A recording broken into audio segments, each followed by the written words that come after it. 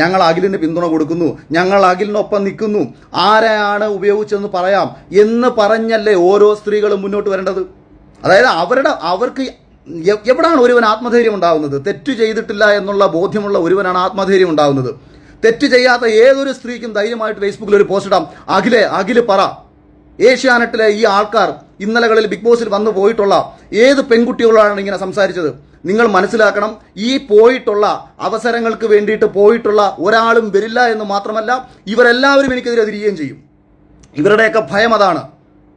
കാരണം ഇവർക്ക് സ്വന്തം കഴിവിനപ്പുറത്തേക്ക് ഇവർ ഇങ്ങനെ പോയി ആരെല്ലാം എനിക്കെതിരെ തിരിയുന്നോ അവരൊക്കെ തന്നെ ഇത്തരം ആൾക്കാരുടെ ചട്ടുകമായി മാറുന്നത് കൊണ്ടാണ്. യഥാർത്ഥത്തിൽ ഒരു സ്ത്രീയോടോ താല്പര്യമുള്ളവരോ അല്ലെങ്കിൽ ഒരു പെൺകുട്ടിക്ക് നീതി നിഷേധിക്കപ്പെട്ടു എന്ന് തോന്നുന്നവരോ ഞാൻ പറഞ്ഞു, നിങ്ങൾ കോമൺ സെൻസിൽ ആലോചിച്ചാൽ മതി. കേരളത്തിൽ നമ്മൾ ഇന്നലകളിൽ കണ്ടിട്ടുള്ള കാര്യങ്ങൾ വെച്ചിട്ട് നിങ്ങൾ കോമൺ സെൻസിൽ ആലോചിച്ചാൽ മതി. അഖിൽമാരാർ വന്നിരുന്ന